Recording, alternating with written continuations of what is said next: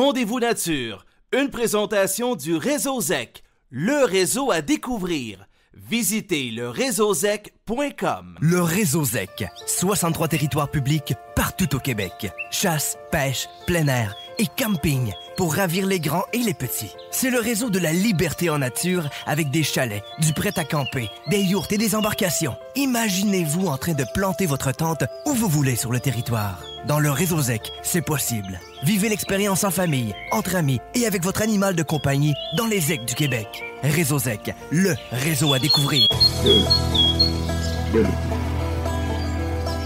Partout au Québec, vous écoutez l'émission radio consacrée à la chasse, à la pêche et au plein air, Rendez-vous nature.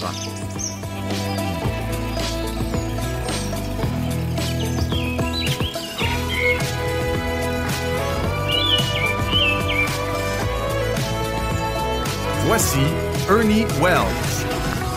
Allô tout le monde, merci d'être à l'écoute de Rendez-vous Nature. Ici Ernie Wells, toujours très heureux bien sûr de vous retrouver à l'antenne de notre émission hebdomadaire. La semaine dernière, je vous disais que ça brassait dans ce merveilleux monde qu'on dit toujours et que je persiste à dire quand même merveilleux de la chasse et de la pêche. Mais les mauvaises nouvelles continuent. La CEPAC a reçu un avis de grève du 15 au 17 mai dans 8 de ses 13 réserves fauniques, celles d'Achouamouchouane, Laurentides, La Vérandrie, Mestigouche, Papineau-Labelle, Port-Neuf, Rouge-Matouin et Saint-Maurice. CEPAC Anticosti et le Centre des relations clients de la CEPAC sont concernés. Les discussions se poursuivent entre le syndicat et la partie patronale et la CEPAC a bon espoir qu'une entente intervienne avant un débrayage. Mais pour le moment, il n'est pas recommandé d'annuler son séjour ou son activité ni d'appeler à la CEPAC. De ce côté, le responsable des ZEC Chapet, Owen et Bas-Saint-Laurent s'est fait dire une seconde fois par le ministre Benoît Charest que pour la protection de l'orignal sans bois, bien, c'était impossible pour cette année, donc ce serait la chasse permissive dans la zone 2 Bas-Saint-Laurent. Guillaume Ouellette dit avoir un plan B qu'il dévoilera en temps opportun. La collaboration des chasseurs serait souhaitée, mais protéger la femelle sur une base volontaire, est-ce que ce serait un moyen de contrer ce refus négatif donc du ministre Charest? Bien, c'est ce qu'on verra. Mais cette semaine à Rendez-vous Nature, le régime forestier inquiète le monde faunique au complet. La numéro 1 de Nature Québec estime même que l'heure est grave. Alice-Anne Simard. Il y a une réelle dégradation des forêts. Les autres usagers du territoire qui en subissent les conséquences, les ZEC, les pourvoiries, les acériculteurs, les usagers finalement qui se retrouvent sur le territoire public et qui essayent de faire des retombées économiques aussi, qui ont besoin d'une forêt en santé pour que leurs activités économiques fonctionnent. Le regroupement de locataires de terres publiques du Québec craint même des expropriations de chalets dans des zones réservées à l'exploitation forestière et même des frais de circulation sur les chemins. Le président Arthur Fortin. Je ne veux pas faire peur au monde. Tu sais, je ne travaille pas avec la peur, là, quelque part. Mais il y a des risques, ça nous prend des précisions et on ne gère pas les arbres, la faune et la flore de la même façon qu'on gère des villégiateurs qui sont des êtres humains, qui ont investi par le passé, qui ont une espèce de droit ancestral parce qu'on s'est passé les chalets de génération en génération. Et pour la première fois, un chasseur du Québec fait la première page du magazine universellement reconnu Pope & Young, printemps 2025, Mathieu Tremblay de Forestville. Quand j'arrive là, je vois le panache. Ouais, c'est tout qu'un box, ça. Je réalise pas trop, je prends des photos, puis je ramasse mes affaires, puis je m'en vais trouver mes chums. Et là, en descendant, la pression comme retombée, là, je me suis dit... Ouais, c'est tout qu'un Jésus-Christ de bouc, là. Là, je pensais à mon affaire, là, je me suis mis à crier dans la montagne, j'étais viré fou.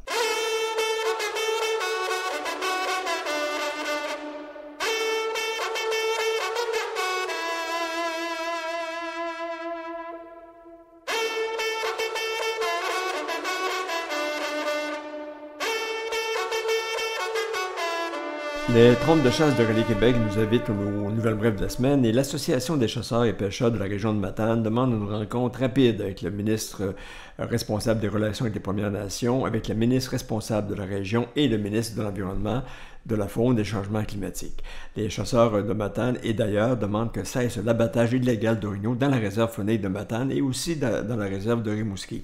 Selon le vice-président de l'association, Jérémy Bouffard, les infractions à la grande faune dateraient de 2021. Je n'ai jamais vu une enquête durer pendant 4 ans, dit-il.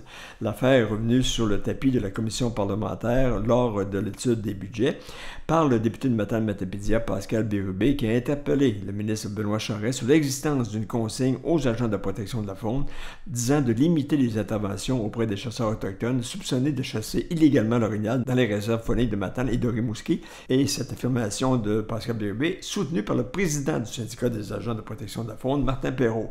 Or, le ministre a complètement rejeté cette consigne et Jérémy Bouffard dénonce non seulement l'inaction, mais aussi le manque de transparence de Québec. Des pressions, dit-il, ont été faites depuis le 3 janvier dernier et on n'a pas eu de nouvelles depuis du ministre de la Faune. Selon la Fédération québécoise des chasseurs et des pêcheurs, le braconnage d'orignaux dans les réserves fauniques de Matane et de Rimouski perdure et la venaison de ces animaux abattus illégalement continue d'alimenter le marché noir. Malgré des dénonciations répétées et l'urgence évidente de la situation, le gouvernement tarde toujours à réagir. Dans une lettre ouverte envoyée au gouvernement, les fédérations fauniques dénoncent l'inaction et la confusion qui règne. À l'approche de la saison de chasse légale, la pression monte. Il faut des réponses claires, des mesures efficaces et une véritable promesse d'engagement pour protéger l'orignal, joyau de notre patrimoine faunique, estime la FédéCP. En mai, choisissons le bois, c'est le thème du 143e mois de l'arbre et des forêts et plusieurs activités se dérouleront partout au cours de ce mois, partout au Québec et aussi pour célébrer bien sûr le bois et ses atouts. Des centaines d'activités de distribution d'arbres se tiendront au cours du mois de mai dans l'ensemble des régions du Québec et plusieurs centaines de milliers de plants forestiers ou de plantes forestières provenant principalement des pépinières gouvernementales seront remises gratuitement.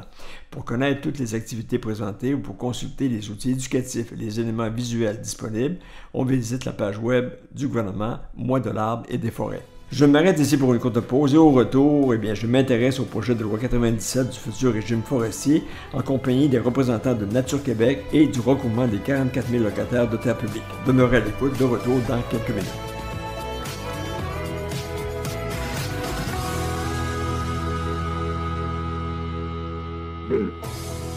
Suivez toute l'actualité dans le monde de la chasse, de la pêche et du plein air sur le web grâce à Rendez-vous Nature. Tous les jours, soyez informés des principales nouvelles au Québec au rendez-vous-nature.ca. Reportages, entrevues, conseils de professionnels, vous connaîtrez tout de la chasse, de la pêche et du plein air à la radio et sur le web. Rendez-vous Nature, la référence de l'information faunique au Québec. Suivez-nous au rendez-vous-nature.ca. Pour profiter pleinement des plaisirs de la chasse ou pour déjouer le poisson, les destinations de la CEPAC vous proposent de vastes secteurs exclusifs, des taux de succès élevés, des outils cartographiques de pointe et surtout du personnel qualifié et passionné.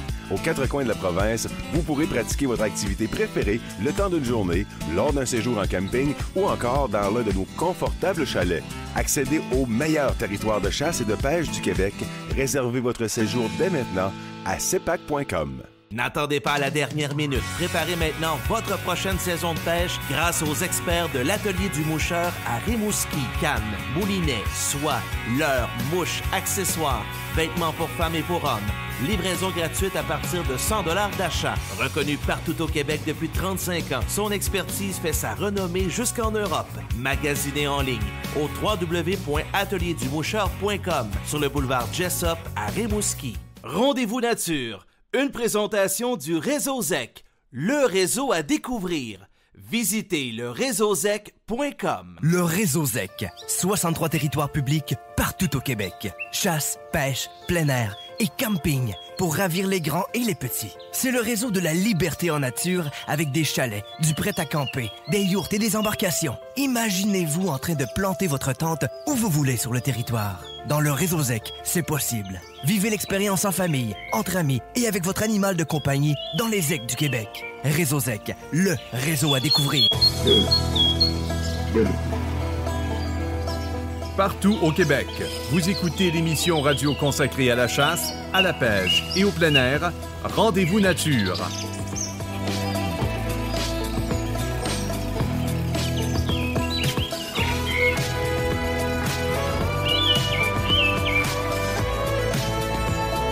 Voici Ernie Wells. De retour au Rendez-vous Nature, il n'y a pas que les gestionnaires de territoires fauniques, de pourvoiries, d'entreprises, du tourisme, les chasseurs, pêcheurs et amateurs de plein air en général qui sont concernés par le projet de loi 97 du nouveau régime forestier.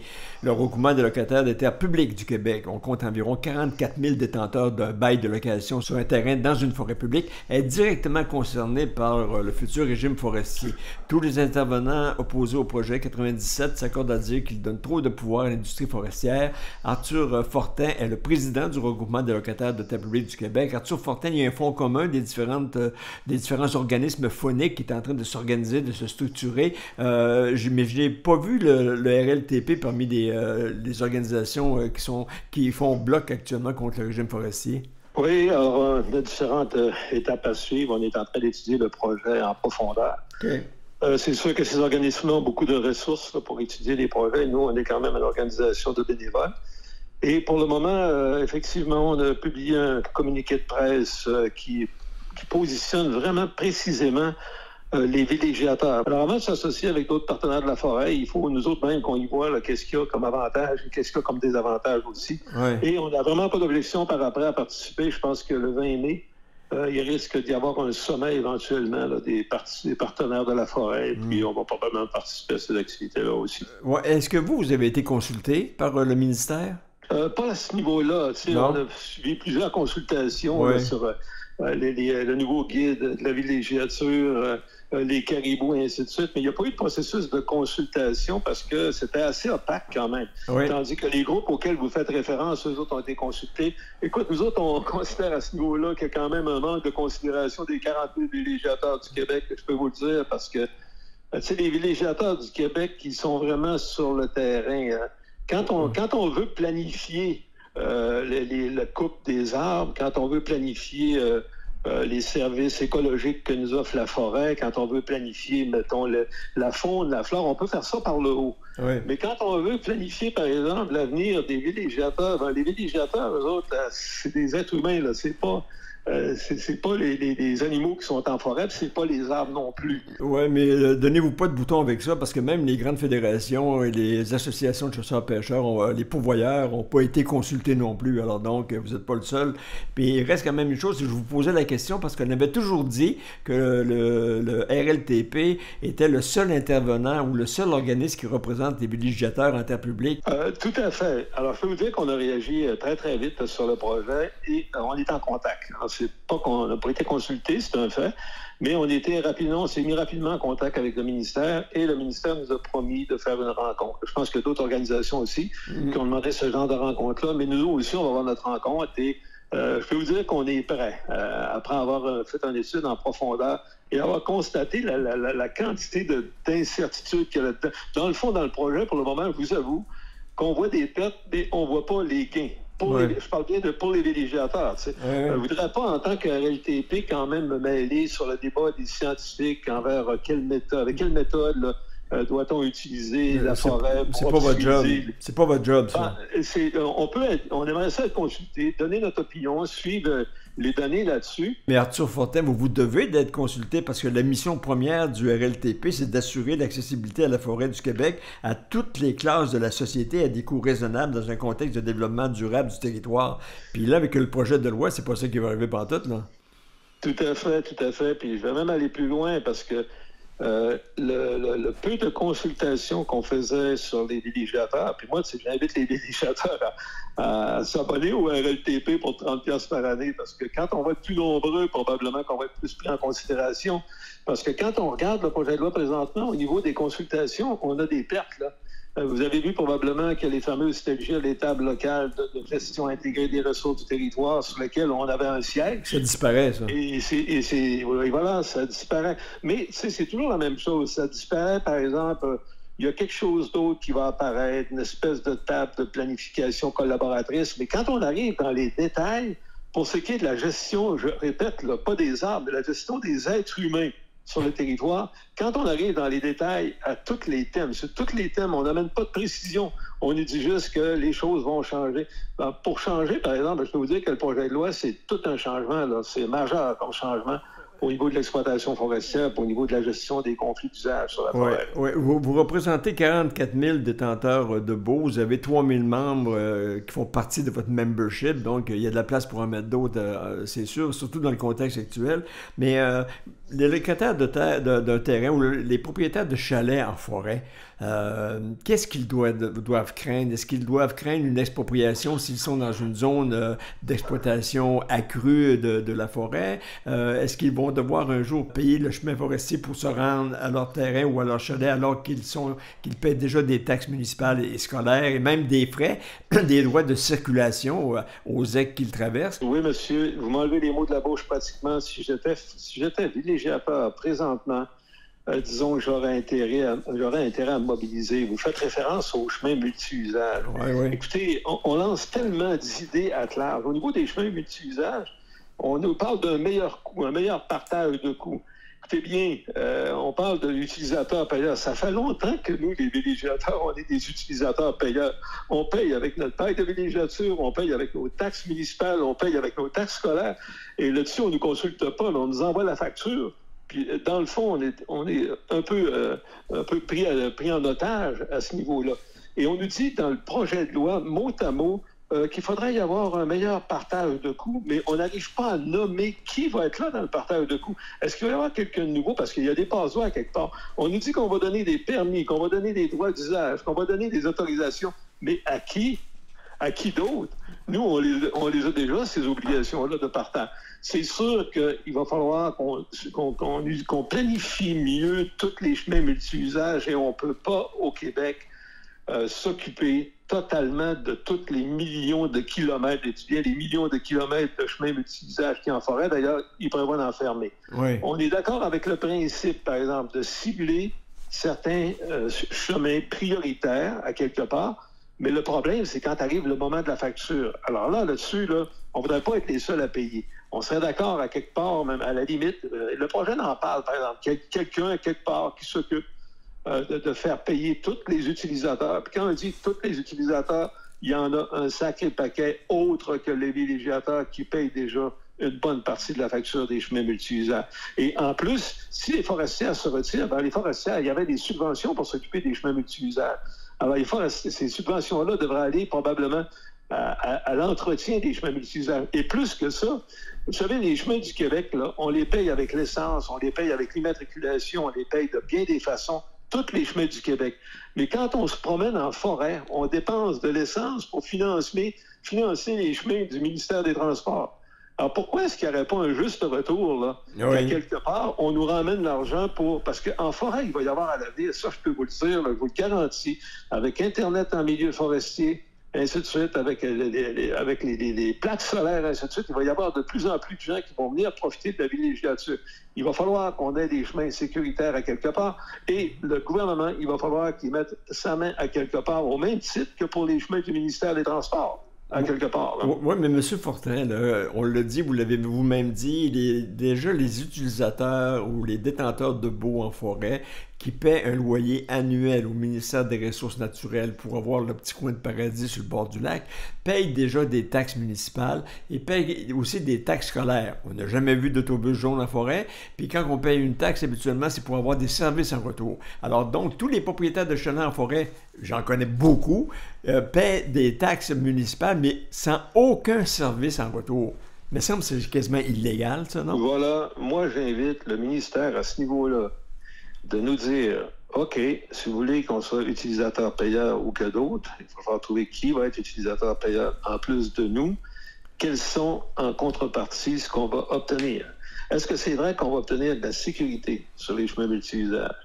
Est-ce que c'est vrai qu'il va y avoir un contrôle normal de l'accès aux chemins multi-usages à quelque part? Alors là-dessus, le ministère n'est pas particulièrement transparent. Et les chemins multi-usages, ça va être je vous répète, ça va être le défi avec la quantité. Écoutez, on va se déplacer de moins en moins vers le sud avec ce qui se passe avec les Américains, là. Ouais. C'est facile de prévoir qu'il va y avoir des gens. Et il y a déjà une densité incroyable de gens dans certains territoires. Quand on parle, par exemple, de la capitale nationale, tout près de la capitale nationale, il y a une densité incroyable de multiples utilisateurs dans lesquels il y a un sérieux problème de gestion de conflits d'usage et le gouvernement ne peut pas s'en retirer pour dire « Bon, voilà, j'ai identifié des usagers et ces usagers-là, maintenant, vont devoir se cotiser et vont devoir, eux autres mêmes, s'occuper de l'entretien des chemins forestiers. » C'est faux, les chemins forestiers, du moins les chemins forestiers principaux, c'est des chemins publics.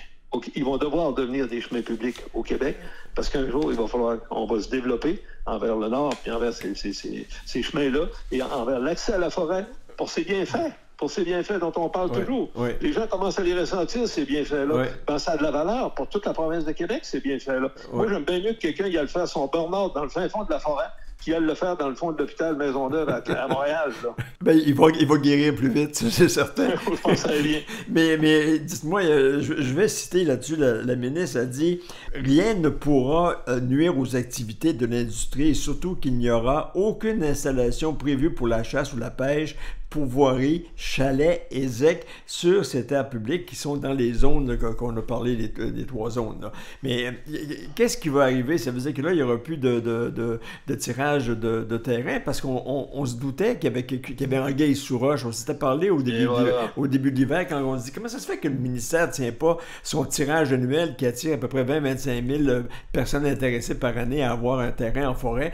Puis là, on n'avait pas de réponse réelle de ça. Mais là, on vient de voir pourquoi finalement. Là.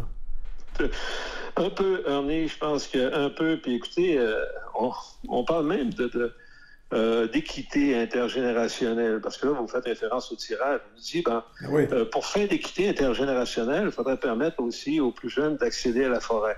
Mais bon Dieu, la meilleure méthode d'y accéder, c'était les tirages au sort. Moi, je dis toujours, on a réussi à recevoir 200 000 Québécois sur le territoire du Québec en 2023. Là. On les a bien accueillis, puis on les a fait de la place. Pourquoi qu'on ne serait pas capable de faire de la place à 100 familles de plus par année sur le territoire public du Québec qui, en passant, compte pour 90% de toute la surface de la province de Québec? Alors, il y a une incongruence là-dessus aussi. Nous, on avait bien peur que ces tirages-là s'arrêteraient pas momentanément pour une seule année. On a essayé d'avoir des garanties du ministère. On les a rencontrés là-dessus. Ils nous ont dit que c'était en fonction des nouvelles lignes directrices du développement de la villégiature et non pas en fonction du régime forestier. Mais non.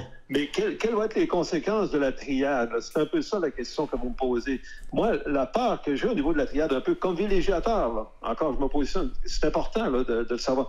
Peut-être les chasseurs, peut-être qu'eux autres, ils vont devoir organiser leur affaire. Je suggère à la Fédération de se préoccuper de son problème. Mais pour nous autres, on ne voudrait pas qu'il y ait 3 catégories de villégiateurs.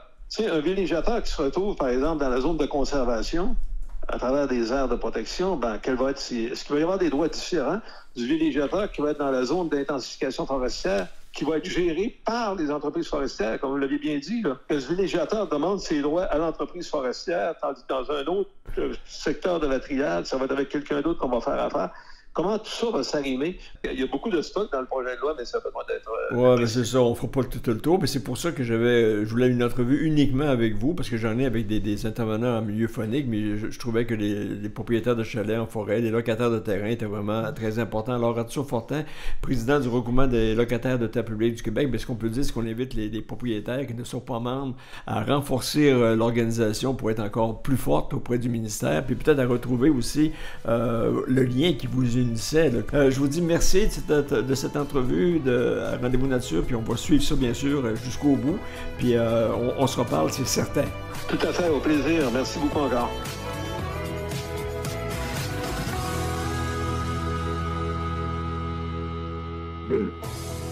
Suivez toute l'actualité dans le monde de la chasse, de la pêche et du plein air sur le web grâce à Rendez-vous Nature. Tous les jours, soyez informés des principales nouvelles au Québec au rendez-vous-nature.ca. Reportages, entrevues, conseils de professionnels, vous connaîtrez tout de la chasse, de la pêche et du plein air à la radio et sur le web.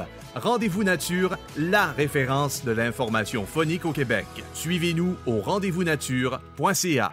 Pour profiter pleinement des plaisirs de la chasse ou pour déjouer le poisson, les destinations de la CEPAC vous proposent de vastes secteurs exclusifs, des taux de succès élevés, des outils cartographiques de pointe et surtout du personnel qualifié et passionné. Aux 4 coins de la province, vous pourrez pratiquer votre activité préférée le temps d'une journée, lors d'un séjour en camping ou encore dans l'un de nos confortables chalets. Accédez au meilleur territoire de chasse et de pêche du Québec. Réservez votre séjour dès maintenant à cepac.com. N'attendez pas à la dernière minute. Préparez maintenant votre prochaine saison de pêche grâce aux experts de l'Atelier du Moucheur à Rimouski, Cannes, Moulinet, soie, leurre, mouches, accessoires, vêtements pour femmes et pour hommes. Livraison gratuite à partir de 100 $ d'achat. Reconnu partout au Québec depuis 35 ans, son expertise fait sa renommée jusqu'en Europe. Magasinez en ligne au www.atelierduMoucheur.com sur le boulevard Jessup à Rimouski. Rendez-vous nature.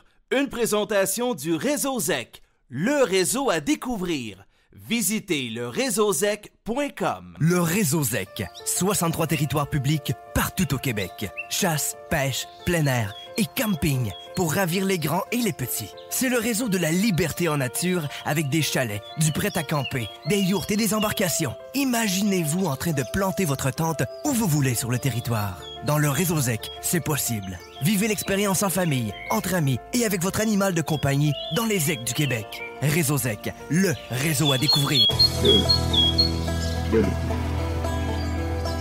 Partout au Québec, vous écoutez l'émission radio consacrée à la chasse, à la pêche et au plein air, Rendez-vous nature.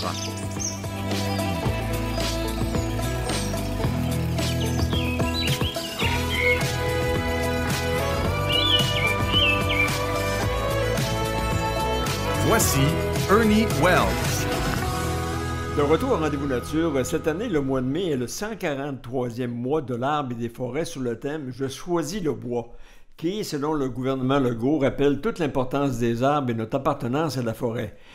Je vais vous dire que je ne suis pas si sûr que ça. Le 23 avril, Québec a déposé son projet de loi 97 pour un futur régime forestier régionalisé, mieux adapté au changement climatique. Et son dépôt a eu l'effet véritablement d'une bombe. Le monde faunique, les ZEC, pourvoiries, les grandes fédérations de chasse et de pêche, les protecteurs de l'environnement, les locataires de terres publiques, même l'industrie manufacturière, bref, tous ont vite condamné ce projet de loi 97.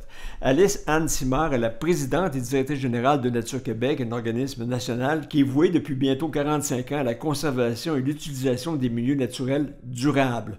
Alice Anne Simard, la question est simple mais la réponse est plus complexe. En quoi ce régime forestier risque de mettre la forêt des Québécois carrément en danger? Tout d'abord, en effet, dans l'introduction, vous dites le thème du mois de l'arbre et des forêts. Nous, on comprend que le thème aurait pu être « Je choisis les intérêts à court terme de l'industrie forestière ». C'est ça que la réforme du régime nous propose au final. Ce qui est particulièrement préoccupant, c'est qu'on propose un système qu'on appelle la triade, le zonage en triade, où, grosso modo, on veut séparer le territoire public québécois à peu près en 3 zones.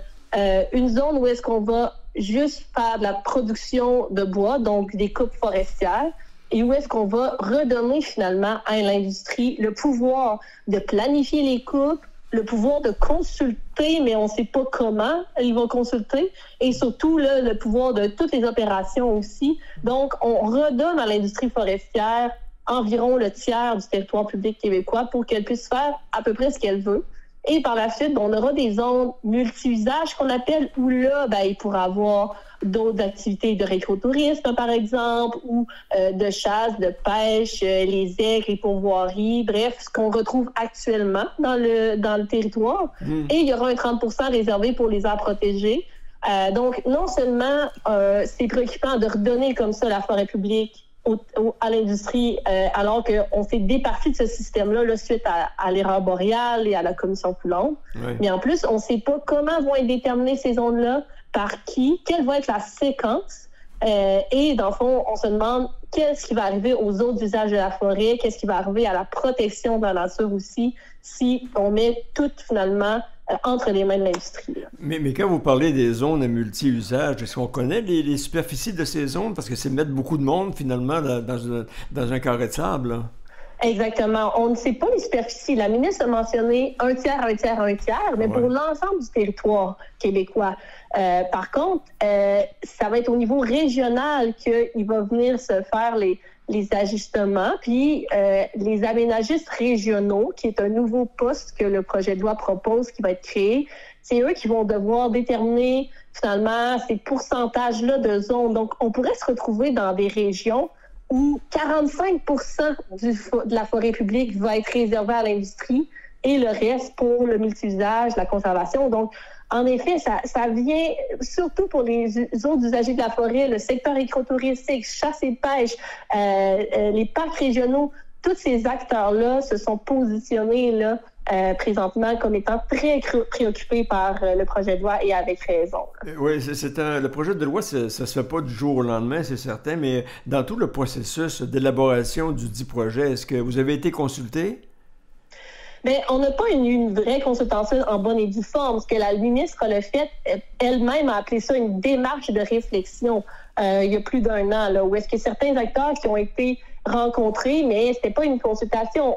On avait chacun à peu près 2 minutes pour dire ce qu'on avait à dire sur un point, et après ça, on passait au prochain point. Là, c'est pas une réelle démarche de consultation, et nous, c'est entre autres ce qu'on demande avec nos partenaires, finalement, c'est un vrai dialogue social.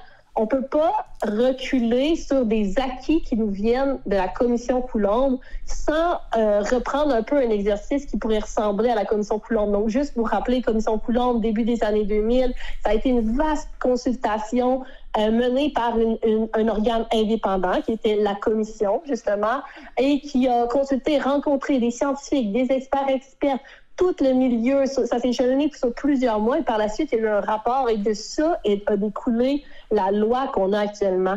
Et là, ce que le gouvernement nous propose, c'est de venir sabrer dans les acquis de cette commission-là, de cette réforme-là du début des années 2000, mais sans justifier pourquoi elle vient sabrer dans ces acquis-là, sans justifier les reculs qu'elle propose et sans avoir fait le même exercice de consultation du milieu, là. Donc, c'est particulièrement ça aussi qui est préoccupant. Mais qu'est-ce qui motive le ministère des Ressources naturelles et des Forêts à arriver avec tout ce chambardement dans la manière d'exploiter la forêt au Québec? C'est quoi? C'est un lobbying forestier qui veut encore se rassurer d'avoir des approvisionnements en bois pendant 10 ans? Qu'est-ce qui motive le ministère? Parce que je vois que vous avez logé quand même 3000 courriels à la ministre Maïté Blanchet-Vézina, puis vous n'avez jamais eu de retour satisfaisant. Exactement. En fait, jamais eu de retour point. Là. Il y a 3000 personnes qui ont envoyé des courriels là, que nous, on avait comme pré-rédigés pour aider les gens à lui écrire. Puis, toujours possible de le faire là, sur notre site Internet d'ailleurs, mais il n'y a eu aucun retour là, de la part de la ministre à ce niveau-là. Mais en effet, cette réforme-là, elle était demandée par contre, même par nous à Nature Québec, par les acteurs, par les syndicats, parce qu'à la base, il y a une crise en forêt en ce moment depuis plusieurs années. C'est une crise qui est environnementale, sociale, économique. On a des usines qui ferment leurs portes. On a des enjeux avec la biodiversité, notamment avec le caribou. Bref, la forêt, elle s'appauvrit écologiquement parlant, mais elle s'appauvrit aussi finalement au niveau économique. Là, les travailleurs, travailleuses en subissent les conséquences. Si la forêt est en pas bonne santé, ben en effet, c'est les emplois qui sont à risque, c'est la biodiversité qui est à risque. Donc, clairement qu'il y a vraiment une crise. Et à ça, c'est ajouté aussi à l'été 2023 les fameux feux de forêt historiques que le Québec a connus. Ouais. Donc, à ça s'ajoute donc aussi la crise climatique aussi qui va venir affecter beaucoup les forêts. Donc, avec ce contexte de multicrise en forêt, il y a une réforme qui était demandée, en effet. Mais la réforme qui nous est proposée, selon nous et selon les syndicats des différents usagers, ben, c'est pas la réforme dont on a besoin, c'est pas la réforme qui va nous permettre de venir réellement résoudre ces multicrises-là. Ce que ça prend, ça serait vraiment des solutions beaucoup plus innovantes, s'assurer qu'on n'appauvrit pas les forêts, qu'on n'attise pas plus les tensions sociales aussi qui sont connues en ce moment, qu'on vient vraiment travailler sur une transition juste du secteur pour soutenir les travailleurs et travailleuses. Et il n'y a rien dans le projet de loi là, qui est proposé à ce niveau-là. Donc, nous, ce qu'on en conclut, c'est qui la ministre, finalement, a réellement écouté, consulté pour faire ce projet de loi-là, qui est satisfait en ce moment, parce que dans les faits, il y a énormément d'acteurs qui sont vraiment pas satisfaits, qui n'ont pas été consultés.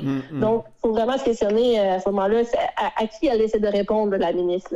Oui, vous parlez des forêts qui ont été malmenées par les feux, mais il y a aussi les chablis de décembre 2023, notamment au Bas-Saint-Laurent, qui ont été dévastateurs aussi. Comme encore cette année, juste sur la ZEC Bas-Saint-Laurent, il va se couper 7400 hectares de forêt qui avaient été couchés, comme on dit, par les Chablis. Puis s'ajoute à ça, bien sûr, la propagation de la tordeuse, des bourgeons, de l'épinette.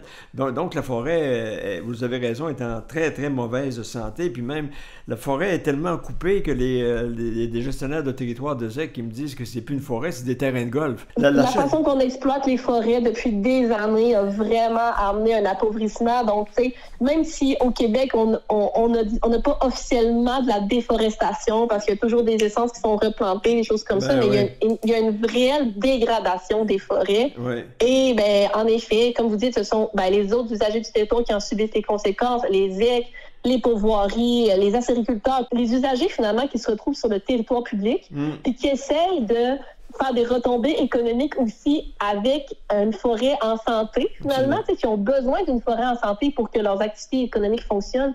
Présentement, ils se retrouvent sur la sellette, puis ça va être encore pire avec le projet de loi.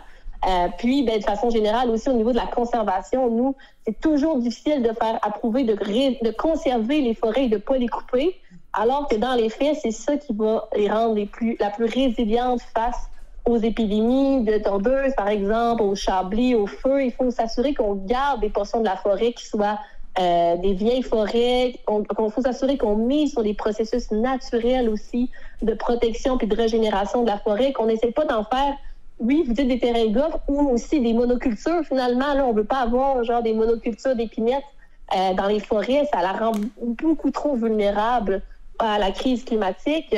Donc, c'est vraiment de la façon, tout ça, que la forêt, elle est exploitée, qu'on fait la sylviculture par la suite, puis on replante la forêt. Tout ça, présentement, nous amène finalement à une forêt qui est très précaire.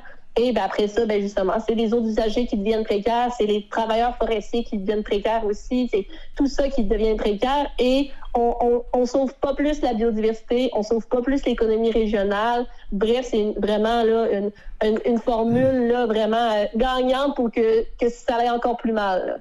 Oui, puis dans tout le projet, j'ai pas trouvé le mot faune nulle part, là, parce que quand on coupe la forêt, on coupe l'habitat aussi de tout le patrimoine faunique existant au Québec. J'ai écrit l'autre jour que la ministre Maïté Blanchette aurait dû regarder derrière l'arbre qui lui cachait une forêt publique où on retrouve des milliers de gestionnaires fauniques et d'usagers de territoires structurés, 63 ZEC, 500 pourvoiries.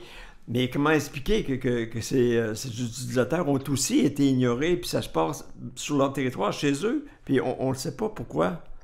C'est incompréhensible, vous avez tout à fait raison, puis c'est pas pour rien justement que tant la Fédération des gestionnaires de ZEC, la Fédération des pourvoiries du Québec, la Fédération des chasseurs et pêcheurs du Québec aussi, ils ont tous été très catégoriques finalement dans leur rejet du projet de loi actuellement, de leurs grandes préoccupations, puis tu sais, c'est quand même rare que ces organismes-là se positionnent aussi fermement face à une politique publique, par exemple. Là, c'est pour dire à quel point ça les préoccupe et avec raison.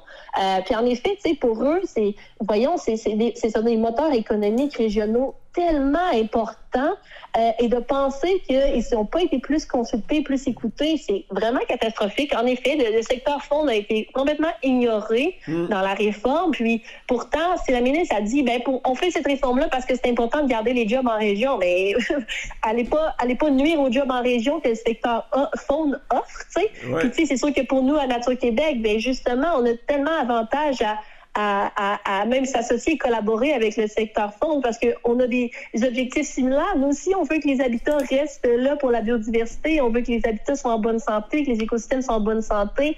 Donc, tu sais, on est tout à fait solidaires là, des demandes du secteur faune aussi. Puis, on comprend pas. Je n'ai pas de réponse sur pourquoi la ministre ignore comme ça le secteur faune, le secteur écotouristique, même le secteur des acériculteurs aussi en terre publique qui sont préoccupés aussi par l'avenir de leur production en terre publique de sirop d'érable. C'est la ministre, tout ce qu'elle voit qu'on peut faire avec la forêt, c'est couper le bois. Il n'y a rien d'autre qu'on peut faire pour faire du développement économique, mais c'est une vision complètement dépassée, là. Donc, encore une fois, on n'est pas contre la réforme dans le principe. On a besoin de réformer le régime forestier, on a besoin de tout ça, mais il faut assurément le modifier grandement pour répondre aux besoins. Alors, c'est la grâce que je vous souhaite et que je nous souhaite aussi. Alors, Alice Anne Simard, présidente et directrice générale de Nature Québec, merci d'avoir répondu à mon invitation au Rendez-vous Nature. Bravo pour votre engagement, puis je vous souhaite bonne chance pour la suite. Merci à vous.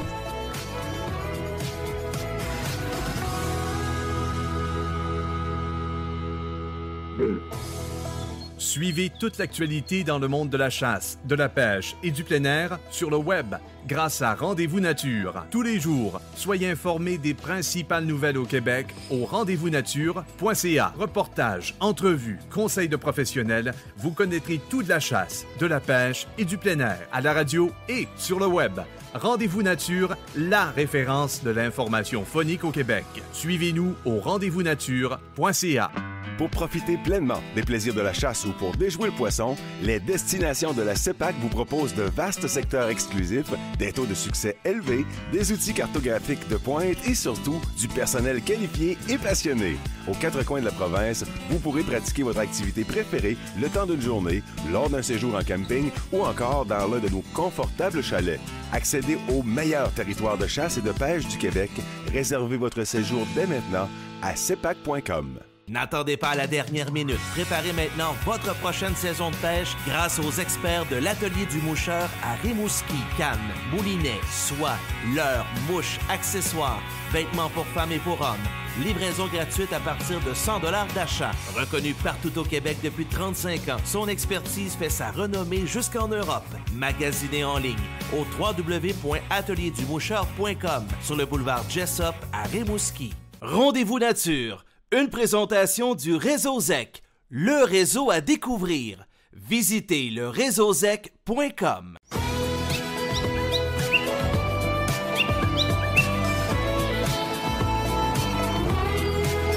Partout au Québec, de retour à Rendez-vous Nature. Voici Ernie Wells. De retour à Rendez-vous Nature, un chasseur de Forestville, Mathieu Tremblay, a le grand honneur, parce que oui, c'est vraiment un honneur, de faire la première page du célèbre magazine Pope & Young, printemps 2025. Pope & Young est une organisation nord-américaine fondée en 1961 à but non lucratif, vouée à la conservation et à la chasse à l'arc. Pope & Young gère le répertoire universellement reconnu des archives et statistiques sur le gros gibier récolté en Amérique du Nord, mais récolté à l'arc. Et c'est sur la front page du Pope & Young qu'on voit Mathieu Tremblay de Forestville posant fièrement avec son orignal trophée, récolté, lui, dans la réserve faunique de Matane en septembre 2023. Cette photo sera d'ailleurs éditée sur le site de Rendez-vous Nature et aussi dans le journal lesoir.ca. Et l'archer de la Côte-Nord a doublement raison d'être fier. Le panache de son orignal trophée n'est peut-être pas un record absolu, mais il obtient quand même un pointage de 189 et 1/8 net. Et je pense que ça prend 185 pour faire le Pope & Young. Mathieu Tremblay est en ligne. D'abord, Mathieu, parle-nous un peu de toi. Tu chasses depuis longtemps? Moi, je chasse depuis, je te dirais, que je suis capable de marcher. Là. Oui. Que mon père est capable de m'emmener dans le bois, que je chasse le petit gibier, que je chasse à peu près tout. C'est une religion. Là. Je peux pas passer par-dessus ça. Là. Je prends 2 semaines par année de chasse en vacances, puis je m'en vais dans le bois. Puis, tant que c'est pas à terre, je sors pas du bois. OK. Mais là, toi, t'as quel âge? Moi, j'ai 36 ans. Ah, t'as 36 ans, fait quand même, ça fait un bon bout de temps que tu marches. Manifestement, donc, l'orignal, c'est ton grand gibier préféré. Puis là, tu me disais justement avant l'entrevue que ça a toujours été pour toi ton gibier un peu fétiche, mais pour imager un peu tout ça, là, dis-nous comment ça se passait avec ton père. Il t'amenait à l'orignal, il t'amenait à la pêche aussi, il t'amenait au petit gibier. Ça fonctionnait comment? Ouais, ben au début, il m'amenait au petit gibier. Là, quand j'étais plus jeune, là, il m'amenait au petit gibier. À la pêche, je m'ai toujours amené aussi. Okay. À l'orignal, c'est vraiment lui qui m'a initié. Là. Au début, on chassait dans des caches là, à l'ancienne époque. Là. Maintenant, on se déplace. Ouais. C'est vraiment lui qui m'a amené dans le bois, qui m'a amené dans le camp. On partait, on allait préparer nos territoires, les salines. Il me traînait avec lui tout le temps l'hiver, comme été. Là. OK. C'est pas mal là que j'ai pogné à piqûre. Je te dirais qu'à cette heure, j'ai pas mal dépassé le mètre, là, si on veut. Ouais, j'imagine. Mais dis-moi, toi, est-ce que tu chasses le grand gibier uniquement à l'arc ou tu chasses aussi avec une arme à feu? Non, moi, je chasse à l'arme à feu aussi. J'essaie depuis quelques années de faire juste à l'arc, mais c'est sûr que c'est tout qu'un défi. Oui. Pour faire la une du populaire magazine Pope & Young, il faut évidemment que le gibier soit prélevé à l'arc. Donc, tu me disais que c'était ton engin de chasse préféré. Mais raconte-nous un peu comment s'est fait cette chasse qui a eu lieu en septembre 2023 dans la réserve de Matane. Oui, écoute, ça revient loin. Là. Dans le fond, un an avant, on s'était créé un groupe de chasse là, avec des chums. Là. Parce que moi, je chasse un peu partout. Mais là, on s'était créé un groupe de chasse, puis on allait dans des réserves, on appliquait. On était allé dans la réserve faunique de Laurentides. Pour ma part, ça n'avait pas fait. Puis là, j'ai appliqué j'ai pogné à Matane l'année d'après. Fait que là, en août, je vais prospecter cette zone-là. Puis je vois bien qu'il y a de l'orignal. Je suis habitué, moi, c'est à la Côte-Nord, il y en a un petit peu moins. Là. Fait que je prospecte ça, puis je spot des bonnes places pour aller chasser. Fait que ça reste comme ça. Une journée de prospection. Fait que là, la chasse arrive. Fait qu'on part, nous autres, dans le fond de la réserve faunique de Matane, il faut rentrer à midi. Ouais. La chasse commence à midi. Fait que une demi-journée. Fait qu'on arrive à 11h30 à l'accueil, fait qu'on monte en haut, on arrive à, mettons, 1h au camp. Fait que là, on tire à courte part pour savoir c'est qui va décider en premier, qui va aller où. T'sais. On était 3 chasseurs, fait que là, faut que ça soit un peu égal. Fait que c'est moi qui gagne en plus la plus grande paille. Fait que c'est moi qui décide où je vais aller. Fait que je sélectionne une montagne que moi, j'avais décelé qu'il y avait des bons signes d'orignaux. Des bonnes chances de tuer un gros buck parce que nous autres, on s'était mis à 50 pouces minimum. OK. Comme objectif. Puis moi, en plus, j'étais à l'arc. Les autres étaient tous à la carabine. Là. Dis-moi, avant de continuer, tu étais dans quel secteur de la réserve Matane pour les gens qui connaissent la forêt de Matane? Dans le fond, c'est dans la 32A qu'on était. Là. La 32A, OK. Donc, c'est toi qui chasses à l'arc, tes chums sont à la carabine. OK. Ouais, c'est ça. Fait que là, moi, je pars avec mon sirop, puis je fais une bonne montagne, j'ai une bonne pente à escalader. Ça prend une bonne heure, ça rentre sur le top de la montagne.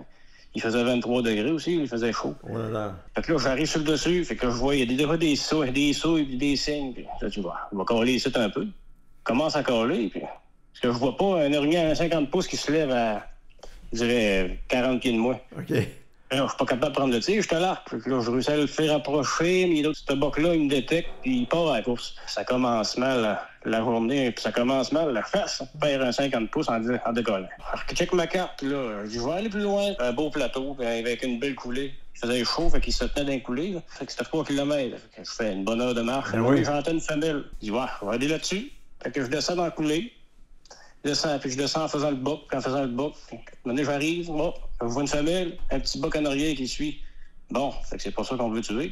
Fait que là, je regarde ça pendant 5-10 minutes. Ils me font tout qu'un show. Là.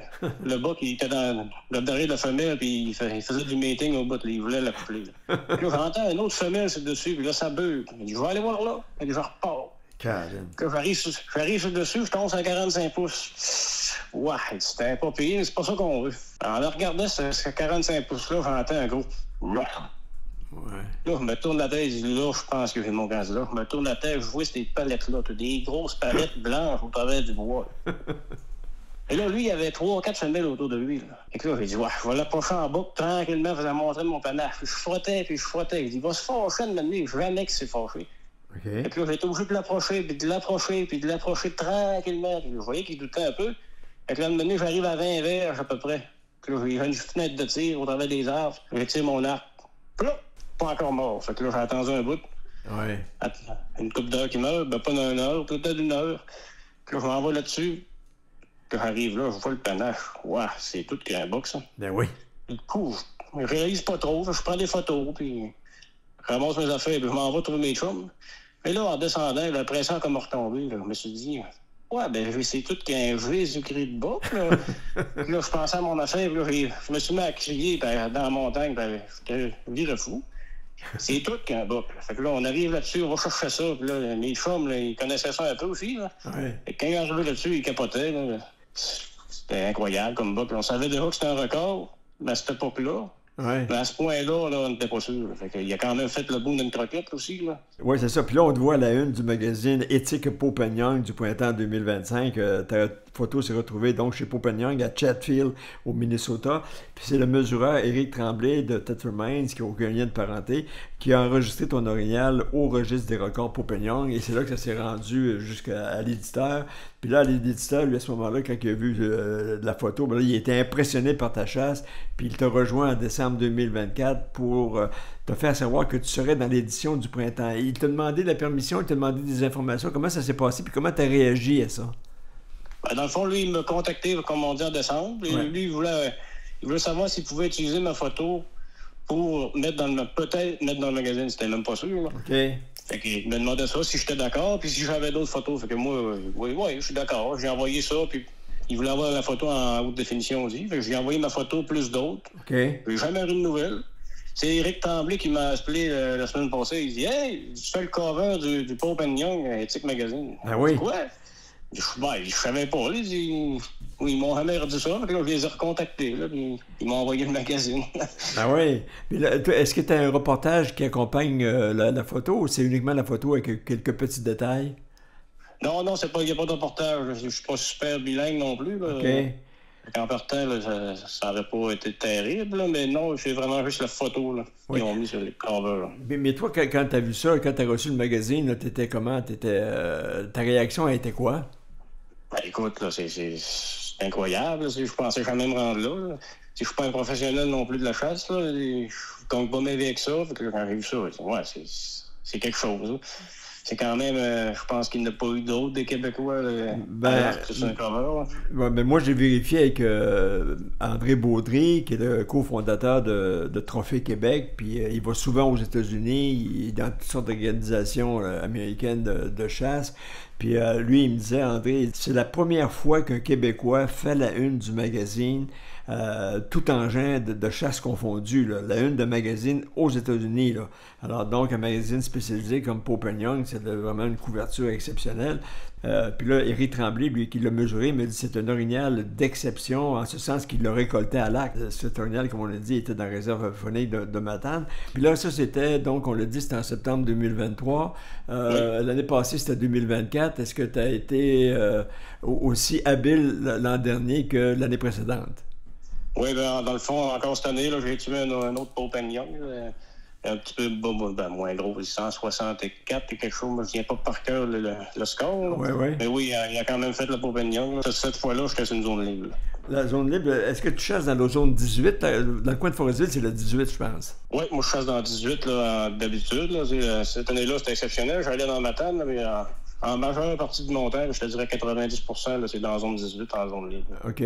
Puis j'ai vu et j'entends parler à chaque année que l'orignal est vraiment en croissance dans la zone 18 puis que les résultats de récolte sont là à chaque année. Il y a de plus en plus de récoltes. Oui, écoute, là, ça augmente à tous les ans. Là, dans le 18, là, il y a beaucoup de tordeuses qui est passé dans les 10 dernières années. Fait que ça a créé beaucoup de nourriture pour l'orignal. Ben oui. En plus des feux de forêt qu'on a eus là, en 2013, pas en 2013, en 2023. Fait que là, et c'est une chaîne qui fait que les hivers sont moins rigoureux un peu.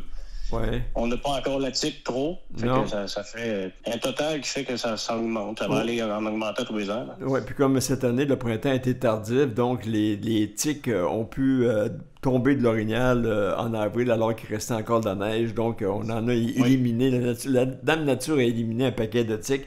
L'an prochain, en 2025, est-ce que tu as déjà un voyage de chasse de planifié? J'ai pas de voyage en réserve faunique. J'attends des nouvelles pour le Nouveau-Brunswick, mais ça peut probable que je gagne. Mais oui, je vais chasser dans la zone 18. Là, c'est mon territoire ici. Là. OK, à l'Abriville, hein? C'est dans ce coin-là, hein? C'est ça? Oui, j'en ai un. Je le chasse à l'Abriville puis à Bécomo aussi. OK, alors, donc tu connais bien ton secteur.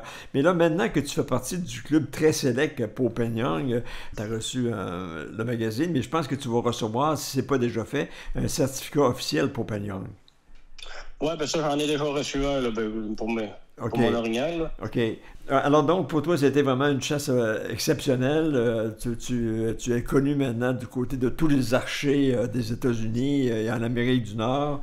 Alors, moi, je te félicite parce que c'est une première fois qu'un Québécois se rend donc dans ce genre de magazine puis qui fait le front page en plus, le cover ou la première page. Alors, je te remercie. J'ose même te dire une prochaine fois. Oui, on va espérer une prochaine fois. Peut-être pas aussi gros, là, mais c'est comparatif. OK, c'est bon. Bon été puis bonne chasse l'automne prochain. Salut! Yes, bye!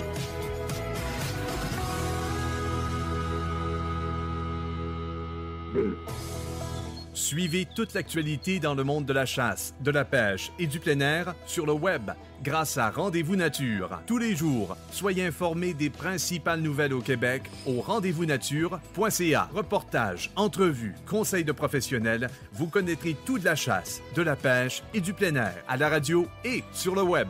Rendez-vous Nature, la référence de l'information faunique au Québec. Suivez-nous au rendez-vous-nature.ca. Pour profiter pleinement des plaisirs de la chasse ou pour déjouer le poisson, les destinations de la CEPAC vous proposent de vastes secteurs exclusifs, des taux de succès élevés, des outils cartographiques de pointe et surtout du personnel qualifié et passionné. Aux quatre coins de la province, vous pourrez pratiquer votre activité préférée le temps d'une journée, lors d'un séjour en camping ou encore dans l'un de nos confortables chalets. Accédez au meilleur territoire de chasse et de pêche du Québec. Réservez votre séjour dès maintenant à cepac.com. Rendez-vous nature, une présentation du Réseau ZEC, le réseau à découvrir. Visitez le réseauzec.com.